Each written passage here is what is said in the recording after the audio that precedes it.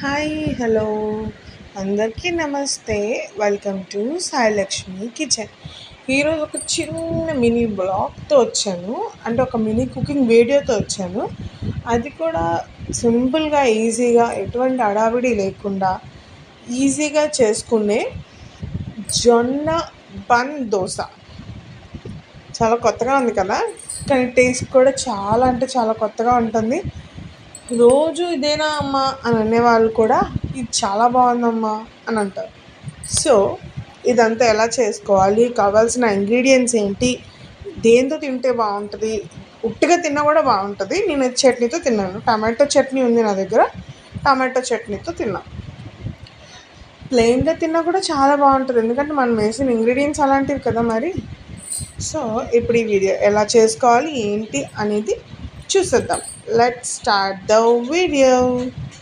ఇప్పుడైతే first of all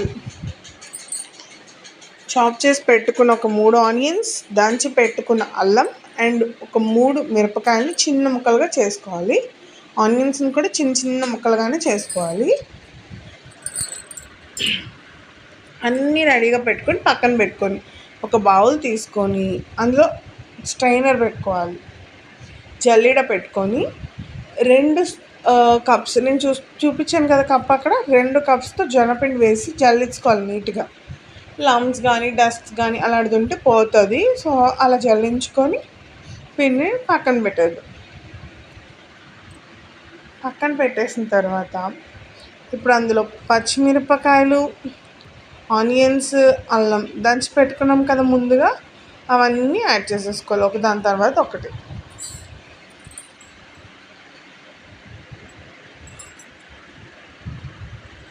అవన్నీ add చేసేసుకో. Onions మాత్రం కొంచెం రబ్ చేసి వేయండి, అప్పుడు బాగా వస్తాయి. వేసిన తర్వాత ఒక హాఫ్ స్పూన్ మిరియాల పొడి. మిరియాల పొడి మీ చాయిస్, మీకు నచ్చితే వేసుకోండి, లేకపోతే స్కిప్ చేసేసుకోవచ్చు. మిరియాల పొడి కూడా వేసేసి తగినంత సాల్ట్ అయితే ఇప్పుడు నేను యాడ్ చేసుకుంటున్నాను, ఒక 2 టేబుల్ స్పూన్ వరకు. మళ్ళీ మనం సాల్ట్ వేసుకోవాల్సి ఉంటుంది, అందుకే కొంచెమే వేసుకున్నాను. సాల్ట్ వేసాక వాటర్ వేసి మిక్స్ చేయాలి. వీడియోలో క్లిప్పింగ్ అయితే మిక్స్ అయింది, నేను వేపిన శనగపలుకులు వేసాను.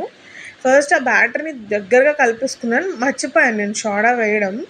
సో అందుకే బ్యాటర్ మిక్స్ చేశాక మళ్ళీ బేకింగ్ సోడా దొరుకుతుంది కదా, సోడా వేసేసుకున్నాను.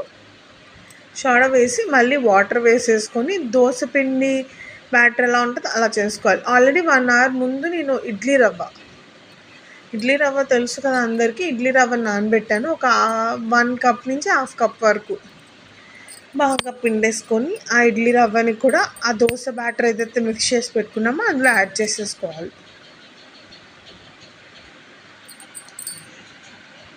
యాడ్ చేసాక బాగా మిక్స్ చేసి మూత పెట్టుకొని ఒక 1/2 అవర్, వాటర్ ప్లేస్లో పుల్లటి మజ్జిగ కూడా యాడ్ చేసుకోండి, బాగుంటుంది. నేనైతే సోడా వేసాను కదా, ఇంకెందుకులే మజ్జిగ అని వేయలేదు. చూసారు, ఒక 20 to 30 minutes పక్కన పెట్టుకున్న తర్వాత బ్యాటర్ ఎంత థిక్గా అయ్యిందో. ఇప్పుడు మళ్ళీ ఇంకొంచెం వాటర్ యాడ్ చేసుకొని మనకి దోశ పిండి, ఇడ్లీ పిండి బ్యాటర్ ఎంత గట్టిగా ఉంటుందో అంత గట్టిగా కలుపుకోవాలి.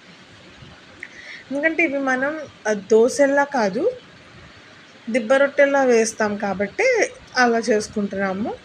ఇంకొంచెం నాకు సాల్ట్ సరిపోలేదని ఇంకొంచెం సాల్ట్ వేసేసుకొని మళ్ళీ బాగా మిక్స్ చేసుకుని పక్కన పెట్టుకుంటాను.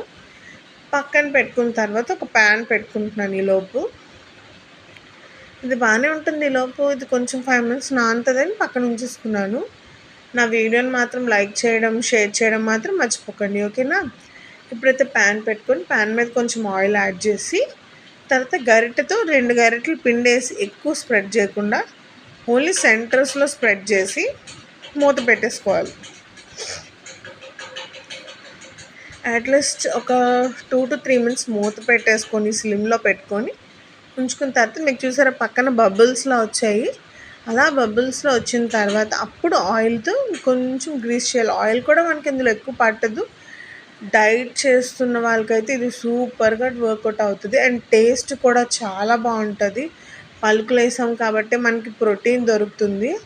సో 2 sides బాగా కాలిన తర్వాత తీసి పక్కన పెట్టుకోవడమే, అంతే.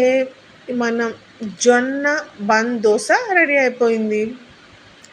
ఇదైతే అన్నిట్లో ప్లెయిన్‌గా తినడానికి బావుంటుంది. కెచప్‌తో బావుంటది. పిల్లలకైతే ఇది వేసేసి కొంచెం కెచప్ పెట్టేస్తే చాలు. దాంతో సూపర్‌గా ఎంజాయ్ చేస్తారు. నాకెన్ని కావాలో అన్ని వేసేసుకున్నాను. వేసేసుకున్న తర్వాత నేనైతే టమాటో చట్నీ ఉంటే టమాటో చట్నీతో తిన్నాను. మీ ఆప్షనల్, మీకెలా తినాలి అనిపిస్తే అలా తినొచ్చు. అందరూ నా వీడియోని చూస్తున్నారు కానీ లైక్ చేయడం, షేర్ చేయడం, సబ్స్క్రైబ్ చేయడం మాత్రం మర్చిపోతున్నారు. మీరు ఎంత ఎక్కువగా సబ్స్క్రైబ్ చేస్తారో నాకు అంత మోటివేషన్‌గా ఉంటుంది. సో, ఇంకా ఎక్కువగా వీడియోస్ చేయడానికి కూడా ట్రై చేస్తాను. పోస్ట్‌లో అయితే